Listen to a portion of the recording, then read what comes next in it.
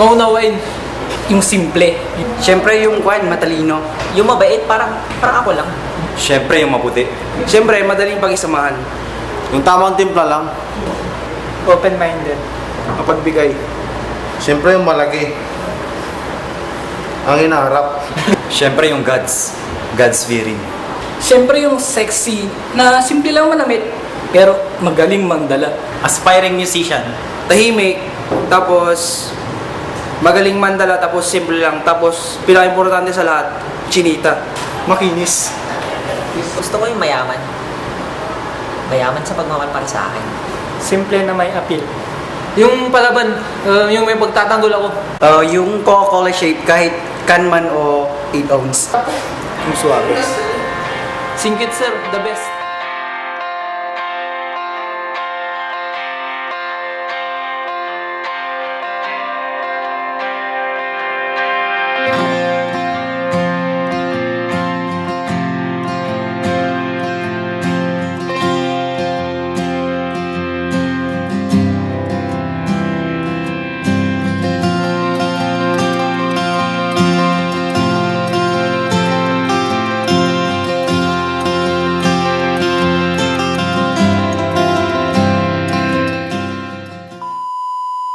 Ano ba ang tamang proseso ng panliligaw?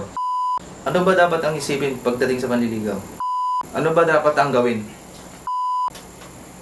Bakit, ano, at paano? Mga iba't ibang tanong na naglalaro sa mga isipan ng mga lalaking baguhan sa ganitong larangan. Pag sinabi nating panliligaw, ang unang pumapasok sa isip ko ay pagmamahal. Kasi hindi ka naman manliligaw kung hindi mo mahal yung isang tao. Kaya dapat mong maramdaman yung pagmamahal bago mo makikita kung seryoso yung lalaki sa kanya o hindi. Ang panliligaw, yan yung pagpapakita ng pagmamahal mo sa isang babae. Okay. At ang panliligaw, ito yung paraan upang makita ng babae kung ano yung paano mo siya mahalin, kung ano ba yung nararamdaman mo para sa kanya. Di ba kung minsan kasi magsisimula yan sa mga lalaki kung nagugustuhan nila yung girl. And then that's the time na niligawan nila. Pero usually, getting to know each other. Siyempre, kailangan malaman nila kung ano yung ugali ng isa't isa. Then that's the time na nade-develop sila sa isa't isa. That's the time na yung love is nade-develop. Ang panliligaw ang isa sa pinakamasayang part ng isang relationship, wherein both the side ng babae at ng lalaki ay nagkakaroon ng chance para makilala ang isa't isa. And it's a good thing for us, lalo na sa mga babae. Dahil dito namin nakikita kung talagang seryoso nga yung guy sa amin. Lalo na sa panahon ngayon. And sometimes, pati mga friends and parents ng both sides ay makikilala na rin nila. At pag nag-work ito ng maayos, it's a good sign na magiging okay ang lahat. Larangan. Okay. Pag sinabi natin panliligaw, isa ito sa pinakalumang kasanayan sa ating kultura na sumisimbolo at kumakatawan sa pag-ibig at paghanga ng mga kalalakihan noon. Kaya bilang isang tunay na lalaki, matuto kang rumespeto sa ating mga ninuno at gawin ang nakasanayan kahit alam mong sure win ka na sa isang babae. Noong una, ang panliligaw ay isang responsibilidad at matinding sakripisyo para sa mga lalaki. Pero sa paglipas ng panahon, kasabay ng pag-usad ng teknolohiya, ay nabago na rin ang ganitong pamamaraan. Ang pagkakaiba ng panliligaw noon sa ngayon, noon, ang mga lalaki, pinagsisilbihan yung mga babae. Meron yung pupunta sa bahay nila, nagsisiba ng mga kahoy, nagigib ng tubig. So yung mga ginagawa ng mga kalalakihan noon upang ligawan ng isang babae. At yung pagkakaiba ng panliligaw noon at ngayon, kung isipin yung pagkakaiba is siguro yung impact, yung effect. Meron sometimes yung impact niya or yung effect niya, merong short-term effect lang. Yung panliligaw niya, meron ding long-term effect. Meron ding dadating sa point na lifetime yung effect niya. At meron din yung, para sabihin natin, semi-lifetime. Parang ganun, semi-lifetime. Yun nga yung short-term effect. Yung iba kasi liligawan niya pag naging sila. After mga ilang weeks lang, yun, break up na. Iba rin, long-term effect, abot ng years. Pero hindi darating sa point na ikakasal sila. At meron din yung mga lifetime effect na linigawan niya yung babae, pinakasalan niya, yun, sila pa rin hanggang sa mamatay. Hanggang sa kamatayan. Kamatayan lang makapaghiwalay sana. At meron din yung sinabi kong semi-lifetime effect kasi nga yung iba, pinakasalan yung pinakasalan yung linigawan, yun nga lang, nagkaroon lang ng mga problema, yun, hiniwalay yung asawa. Nagkaroon ng divorce. So, masasabi ko yung impact siguro nung, or yung effect nung panliligaw at saka panliligaw noon, magkaiba yung impact nila. Ngayon, may halin tulad natin ang panliligaw ngayon sa sulit.com. Meron niyang hanap, usap, deal, mga ganun. Pero meron din yung mga manliligaw ngayon na puspusan. Yung kung talagang mahal nila yung babae, meron niyang nagbibigay ng bulaklak araw-araw, may mga sulat pa rin. Text, gano'n. Ito yung pagpapakita mo ng pagmamahal mo sa isang tao. Dito nakikita ng babae yung effort ng isang lalaki upang ipakita niya yung pagmamahal niya. So ginagawa ng lalaki ang kaya niyang gawin upang ipakita sa babae na sincere siya sa pagmamahal na pinapakita niya dito. Ang difference ng panliligaw noon at saka ngayon is that noon nagsisibak ang lalaki. Naninilbihan sila sa babae.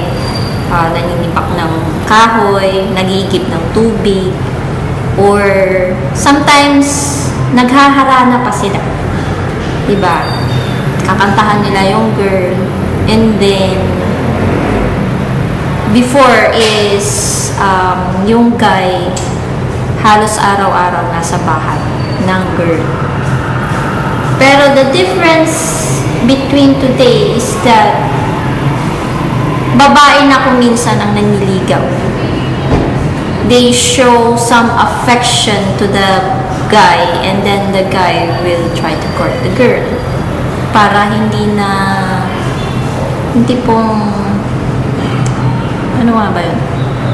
Parang nagbibigay ng motibo at hindi masasayang ng panliligaw ng lalaki na sigurado na sasagutin siya ng girl. Okay na sa akin yung tipong pupunta sa bahay yung lalaki,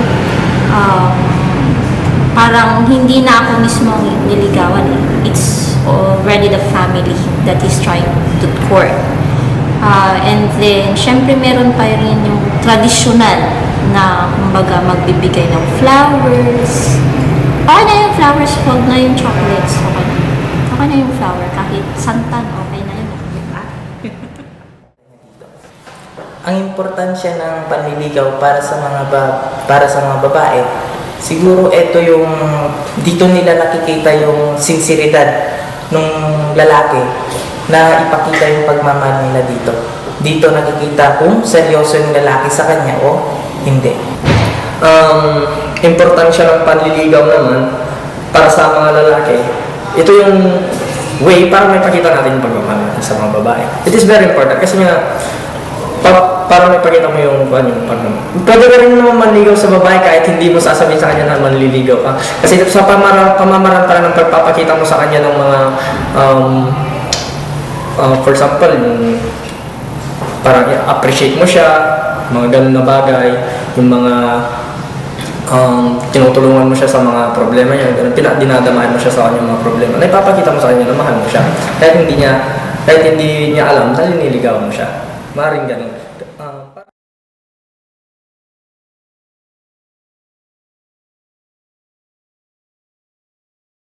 Hindi.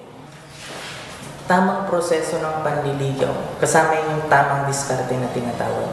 Magpakilala ka, i-impress mo yung isang babae, ipakilala mo yung sarili mo, kung ano yung sarili mo, kaibiganin mo siya. And then, that's the time na ipasok mo yung topic wherein gusto mo siyang doon mo na ipapasok yung sarili mo as isang manliligaw sa kanya.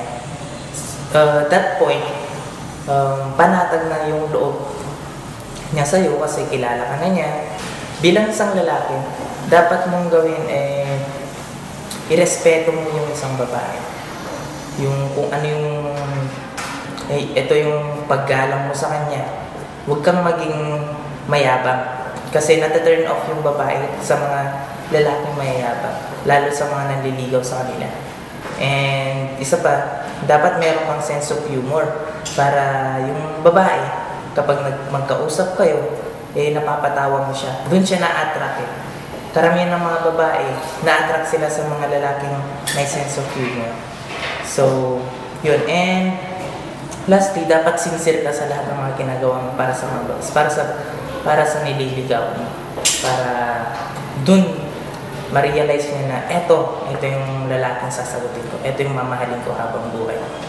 Tamang proseso ng panliligaw, syempre magpapakilala muna. Pakilala mo na sarili mo. At una sa lahat, kailangan mo muna siyang makilala. At kailangan mo din makilala ng mabuti yung sarili mo kasi yun talaga yung ipapakita mo sa babae nung pagmamahal mo tsaka kung sino ka. Kailangan ipakita mo talaga sa kanya kung sino ka talaga. Hindi yung gumagawa ka ng kwento na ganito ako, sinasabi mo na ganyan ka pero hindi naman pala. Kasi pag magkakaroon na yan ng malaking epekto kung sakali na naging kayo nga, tapos hindi naman ganun yung talagang ugali mo or hindi naman talaga ganun kung sino ka, sinasabi mo lang yun. Pero doon na magkakaroon ng problema pag nalaman niya. Okay? Naging sinungaling ka sa kanya. Okay? Hindi ka naging authentic. Kailangan ng authenticity. Pakita mo talaga kung sino ka. At yung panliligaw, kailangan mo siyang bugbugin at lunurin. Bugbugin ng mga appreciations mo. Parang appreciate mo siya lagi kahit ano man yung ginagawa niya. Parang bigyan mo ng appreciations yung mga ginagawa niya na mabubuti. Yung kahit mga konting bagay lang na nagagawa niya, bigyan mo ng kahalagahan. Kahit yung mga bagay lang na maliliit na sinasabi niya. Kung may mga nasasabi man siya about sa'yo, kailangan mo din pansinin niya. For example, sasabi niya, bakit ganito ka? Hindi mo man lang ganito. Parang sinasabi niya sa'yo na mali yung ginagawa mo. Give consideration to that. Huwag mong ipagmatas yung sarili mo na ayaw mong makinig dun sa mga criticisms niya sa'yo. Pakinggan mo kung ano yung mga criticisms ng babae sa'yo. Para sa ganun, you should take it into consideration na kailangan kong baguhin to para sa kanya. Okay? Kasi mahal mo nga siya, kaya kailangan baguhin yung sarili mo. Kung ano man yung nakikita ng mali sa'yo. Para sa Gaya ng mga lalaki, may mga batayan din kaming mga babae sa pamimili ng manliligaw sa amin. Unang-una na dyan ang pananamit. Pananamit na gusto namin malinis tignan ang mga lalaki. Kahit hindi siya maporma, basta malinis tignan, okay na sa amin. Pangalawang ugali. Gusto namin magalang, mabait, at gentleman. Para naman maging proud kami kung sakaling maging boyfriend namin siya. Pangatlo ay ang current status. Natural lang na gusto ng mga single na babae na ang manligaw sa kanila ay ang single din na lalaki at walang sabit. At additional na lang ang guwapo, matalino, may kaya at sense of humor. Ang pangliligaw kasi, mahabang proseso yan eh. It takes a lot of time. Magastos at kailangan ng sacrifice. Kaya, pag manliligaw ka, make the best out of it and make sure that the juice is worth to squeeze. At sa tagal ko na sa ganitong eksena, nakaisip ako ng ibang formula para dyan. Easy way o shortcut kumbaga. Meron itong method, rules at step na dapat sundin. Pag nagawa mo ito ng tama, maniwala ka. 100% rejection free ka. Regardless sa kung ano ang estado mo sa buhay. Ilang taon ka na at kung anong itsura mo. Okay, punta na tayo sa steps. Step 1, rate, or yung pagkilatis. Ito yung pinakaunang step sa lahat. Kayong mga lalaki, dapat alam ito kung paano kilatisin ang isang babae. Negative 1 ang pinakamababa. 11 naman ang pinakamataas. Pag negative 1, ito yung mga taong dapat hindi mo dapat patulan. At 11 naman, yung sobrang ganda na aminado kang hindi mo kaya. Step 2. Check the back. Kailangan to eh. Alamin mo lahat ang pwedeng alamin sa kanya. Kahit ano. Kahit sikreto ng pamilya niya kung pwede. Hindi mo alam, baka mamaya may tama pala siya. Or baka naman mamaya chicks pala siya ng tatay mo, di ba? Kaya dapat, bago mo sunggaban, siguraduhin mo na, di ba? Ganun lang yun. Pinaka-huling step. Storm the front. Ito na yung pinaka-udyat ng pag-atake mo. Dito mo na lahat ibuhos ang naipon mong lakas. Mga taktika, pasagin mo ang depensa. Ipakita mo lahat. Ipakita mo ang paghanga mo sa kanya. Pero dapat, take note. Wag na wag mo siya kakaibiganin. Kasi pag ginawa mo yun, ginawa mo na komplikado ang lahat. Okay. Kung meron step, meron din tayong rules na dapat sundin. Mga dapat at hindi dapat gawin pagdating sa panliligaw. First rule, no doubles. Kasi bago ka pumorma, dapat hindi ka makakagawa ng iskandalo. Yung tipong single siya, single ka rin. Yung walang sabit, ganun ba? Kumbaga, kung babayero ka lang. Panindigan mo yun. Basta wag kang magiging two-timer. Masakit sa part ng babae yun. Kasi ang panliligaw, parang franchising yan eh. Kung sirang-sira ng reputasyon mo, sinong kakagat sa franchise mo? Diba? Rule number 2, no fear. Wag kang matatakot. Ginusto mo yan eh. Lalong-lalo na sa mga karibal mo. Kung mas marami sila, mas masaya. At lalong-lalong wag kang matatakot na busted. Alam mo kung bakit? Dahil hindi mangyayari yun. Alam mo kung bakit? Sasagutin yan ng rule number 3. Rule number 3, no bullshit questions. Wag kang magtatanong. Kung may pag-asa ka ba, or may chance ka bang sagutin niya, or pwede mangligaw. Or kung ano man ang nararamdaman niya para sa'yo. Kasi yun, answerable by yes or no. 50-50 chance. Ayaw natin ng ganun eh. Masisira ang plano. Fourth rule, smooth transition. Hinay-hinay ka lang sa mga pakulo mo. Huwag kang masyadong pabibo. Madali lang mairita ang mga babae. Fifth rule, deny.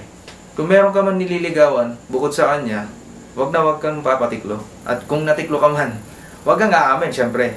At kung aamin ka, huwag ka na magdamay. Sixth rule, flowers.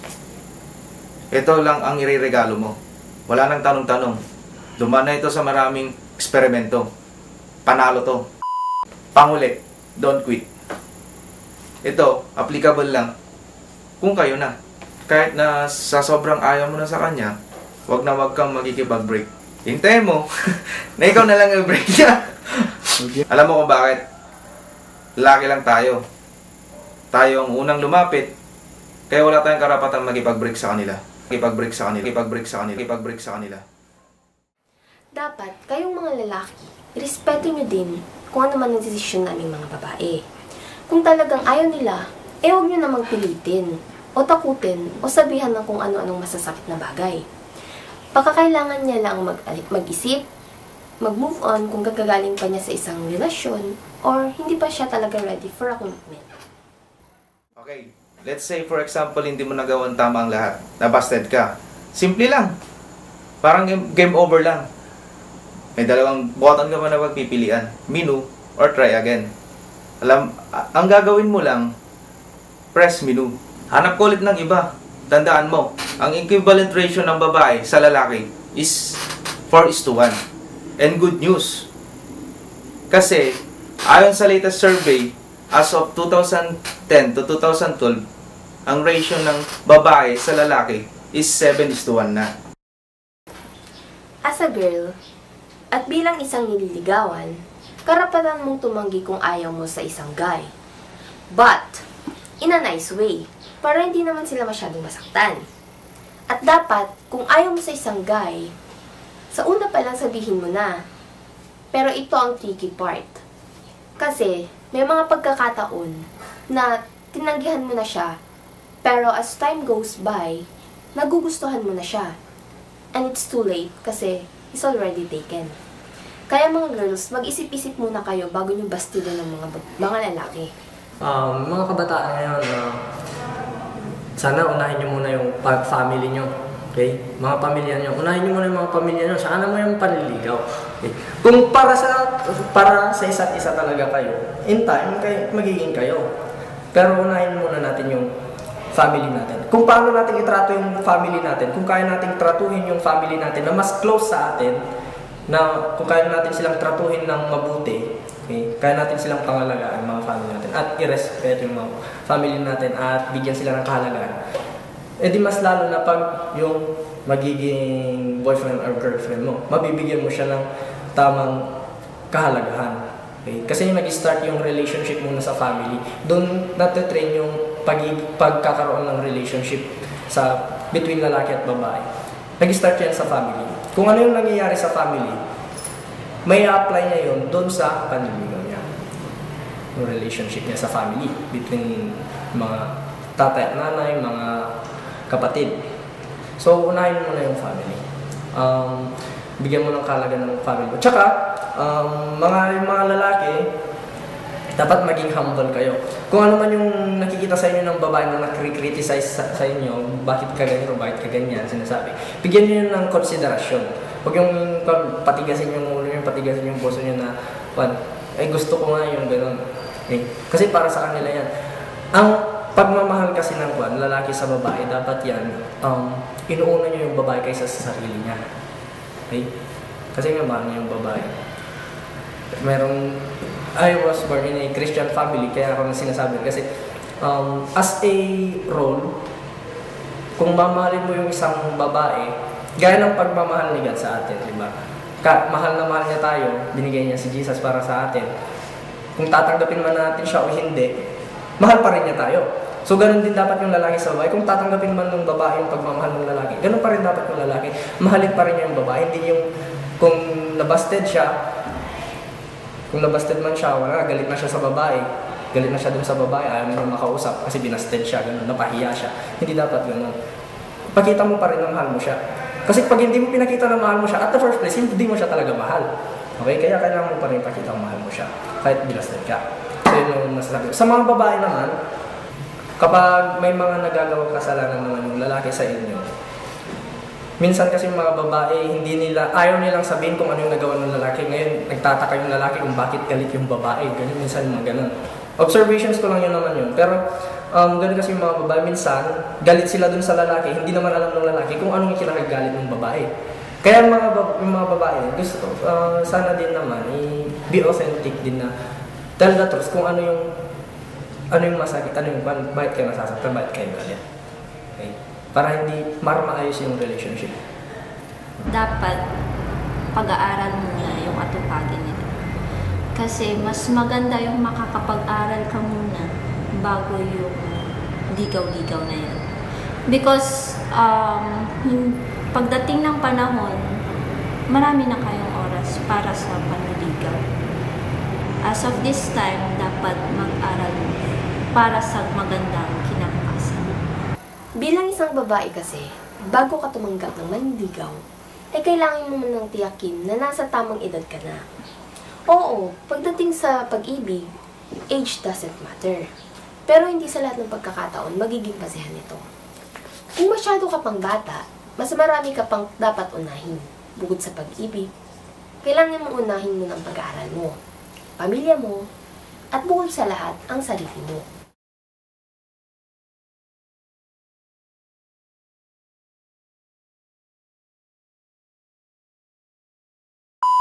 Ako na bubulat. Salamat. Paano kapag ayaw niya sa akin? Natural. Siyempre, ang mga babae, ayaw nila sa mga stranger. Kaya nga, liligawan natin, gagawin natin lahat para magustuhan tayo at para makilala. Kailangan ba ng maraming pera kapag manliligaw? Ito na yung masakit eh. Sa panahon natin ngayon, talagang kailangan ng pera. Hindi katulad noon na magsisibak ka lang ng kahoy or mag-iigib ng tubig para sa manliligaw mo. Ganun. Iba na noon, iba ngayon. Kaya kailangan ng pera. May kinalaman ba ang zodiac sign sa panliligaw? Tangin na naman question to. Kaya naman galing. Walang kinalaman yun. Paano kung may BF na pala siya? Kung nakikinig ka kanina at naintindihan mo lahat yung sinabi ko, nasa step 2 yun eh. Check the back. Alamin mo muna bago mo ligawan. Para hindi ka nagrereklamo na may BF na pala siya. Gaano ba dapat katagal ang panliligaw? Siguro noon, maabot ng taon. Pero sa panahon ngayon, siguro matagal na yung 3 buwan or 2 buwan. Iba na yung panahon natin ngayon eh. Di ba? Kung umabot ka na siguro ng 3 buwan, pwede mo na sigurong diretsahin kung ano na talaga. Kung papasa ka ba or ano. Kailangan ba ligawan ang parents ng babae? Kailangan. Kung pwede nga lang eh, regaluhan mo pa sila eh. Regaluhan mo ng yung maliit na halaman, yung bonsai. Regaluhan mo yung mama niya ng ganun.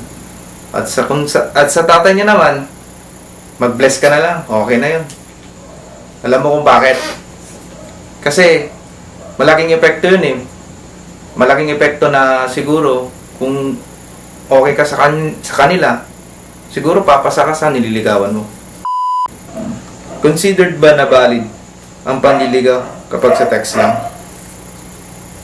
Siguro, sa ating mga lalaki, siguro panliligaw yun. Pero sa part ng mga babae, hindi natin alam kung anong tumatakbo sa isip nila. Meron din siguro mga babae na kinu-consider nila na panliligaw yung pag-text. Pero kung makakasiguro ka talaga, daanin mo na lang sa sulat. Old school moves. Kailangan ba natin sundo ang panliligaw? Siguro, kapag hatid lang, okay.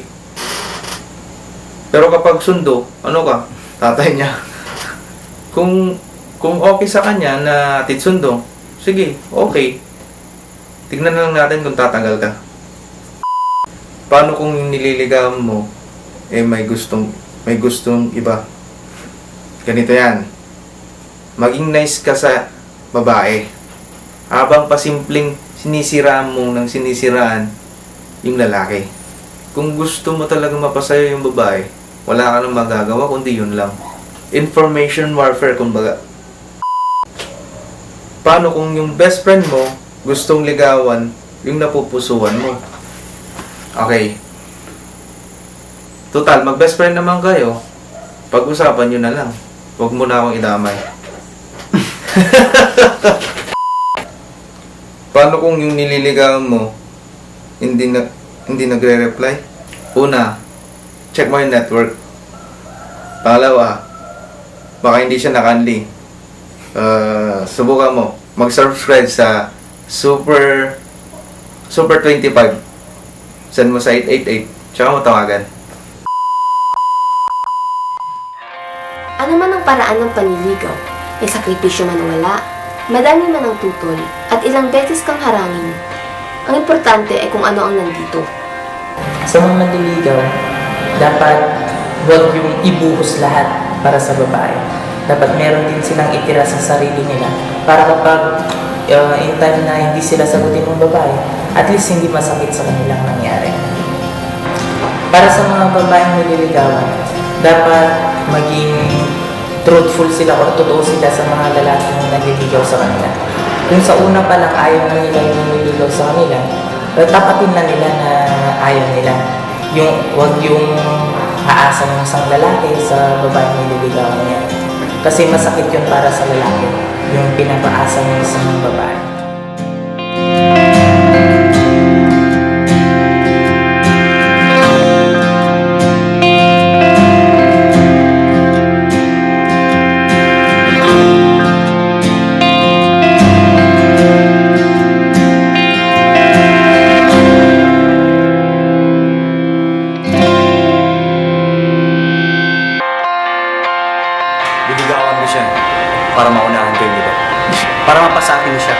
niligawan ko siya.